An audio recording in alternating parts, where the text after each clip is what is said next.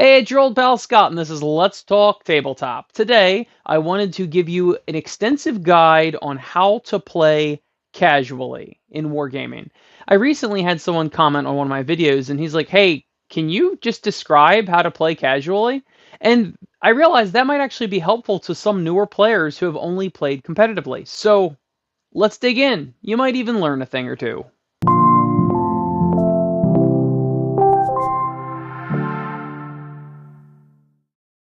Now, the first thing I need to say is that playing a game with another person, especially face to face, is kind of a social contract where you are going to try to meet their expectations and they meet yours. In other words, if they want a super competitive game, then you better also want a super competitive game or you're not going to have fun. You're going to get steamrolled. Or if you're super competitive and they're not, they're going to get steamrolled. You kind of need somewhere in the middle, and luckily, most players do fall somewhere in the middle there.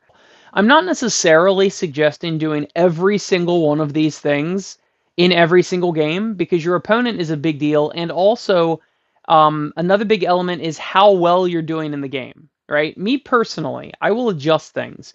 If I'm really stomping my opponent, I will start implementing some of these things to just balance the game a little bit so they're not just getting crushed.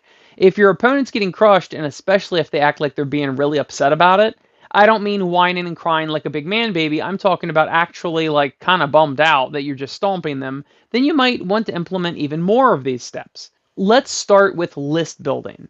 Assuming that your opponent also agrees with you on a casual game, right? Well, when I do list building, I try to come up with a couple different criteria that I would like. For instance, I'll be looking through my army transport and I basically just go through the thing and go, well, is there something I really want to play for some reason? It has nothing to do with synergy. It has nothing to do with any of that. It's more like, hey, maybe I recently just painted something and I just wanted to see it on the board, right? I get excited about playing with something if I just painted it. Or sometimes it's like, you know what? I haven't busted those death marks out in a long time. I'm going to play death marks today with no dependency on what the meta is or how good these units are or how they synergize or any of that. And then after the fact, I will choose a faction trait or whatever, the chapter abilities, and kind of make it fit with what I took. But it has nothing to do with the actual synergies. Another example is when I am making a warband for brutality. I'm statting out these characters that I just painted, right? Well, most of them you can pretty much look at them and see, okay, this guy's got a big shotgun. Let's make him a blaster. This guy, he's a vampire with wings and dual pistols. I'll make him a pistolier. This guy's got a giant axe. He's an executioner. That sort of thing, because the upgrades tend to support a certain playstyle. But it has nothing to do with synergy. I'm not saying that synergy is a bad thing, but you'll find in both of these cases that synergy is not, I'm not trying to maximize my efficiency. I'm just taking stuff I want to take, stuff that I think would be cool, whatever, right? It's no big deal. So then I'll take a look at my terrain, and I'll take a look at my army, and I'll take a look at their army, and I'll say, okay, let's say they're playing Astra Militarum, and I'm playing Necrons. All right, well, narratively, Astra Militarum is more of a defensive thing. They're slow and plodding, and they've got heavy tanks and things like that.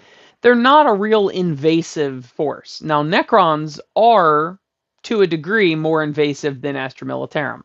Even more so if I was playing Tyranids or something. But now I'm already starting to think, okay, well, I am probably the aggressor in this situation, right? The Guard are often about taking and holding something, not necessarily flash invasions, right? Blitzkriegs or anything like that.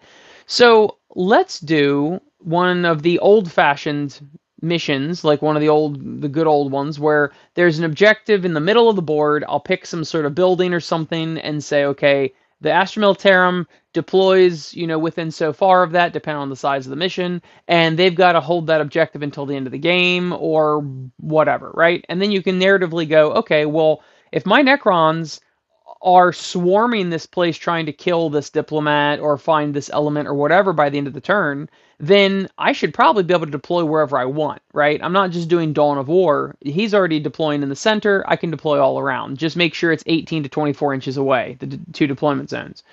And that sort of thing. It's very loosey-goosey, but it's got to make narrative sense, okay? But you both have to have an understanding of what your army can do and somewhat of an understanding of what the other person's army can do. And then you can try to balance it. You know what? I'm so slow. I don't know if I could make it there in time or blah, blah, blah. That's probably the most difficult part of the game when it actually comes to playing the game. One thing that will come up is rules lawyering. Now, it doesn't necessarily mean that you're being a jerk about it, but for instance, oh, it's the assault phase, and I forgot to shoot this unit. I will almost always, unless my opponent's being a jerk, I will almost always go, yeah, shoot the unit. I don't care. You're in the assault phase, but I don't care. Shoot your unit, right?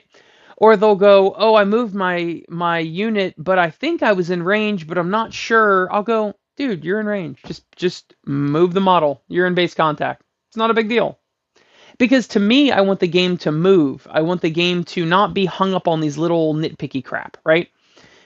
I am known in my gaming group as being very rules phobic. So I don't like looking up rules.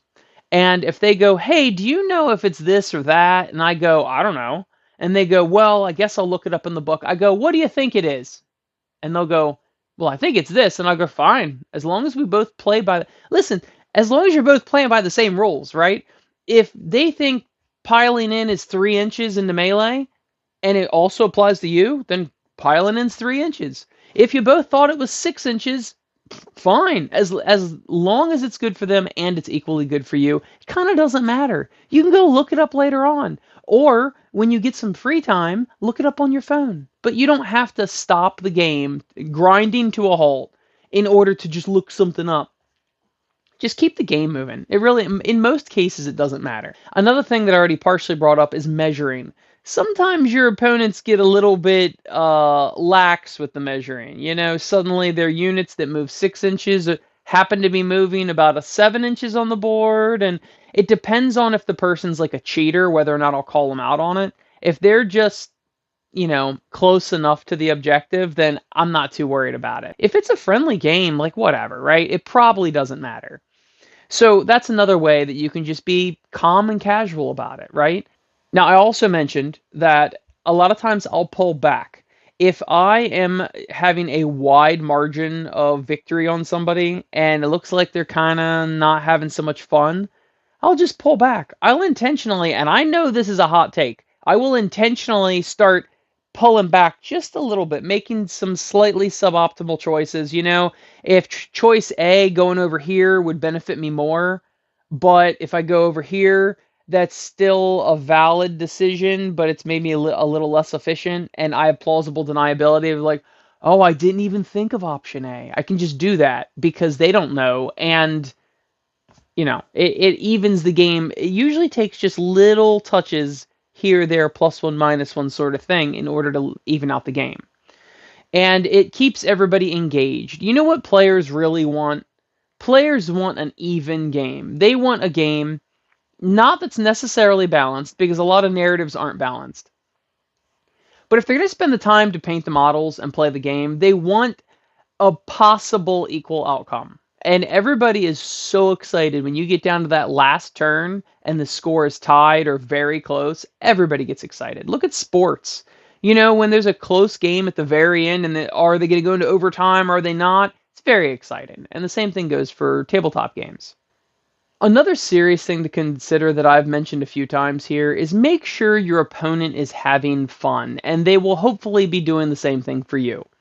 And if they look like they're really not having a good time, I mean, if they can't roll worth crap, or they're just, they're almost tabled or whatever, a lot of times I'll be like, hey, just pick a unit and throw them back on the board. Because it's no fun for me to just crush someone. And it's no fun for them to be crushed. Trust me, I've been crushed plenty in my life, and it's not fun. And finally, celebrating. Don't celebrate if it's not an opportune time. Don't celebrate if your opponent is angry. Don't celebrate if you're just whooping up on them nonstop. Now, it's a little different if you have a dynamic with your other player where you actually don't mind a little bit of, ribbing or a little bit of banter back and forth. That's fine. But if you try some banter with a new opponent and they're not having any part of it, then don't do it. Don't celebrate. Don't go, yeah, when you did well. You're just making them feel worse. And trust me, I've played plenty of people that are kicking my butt and also gloating about it. You know who does that? Children gloat and brag. Adults should not do that. Just overall don't take it so seriously.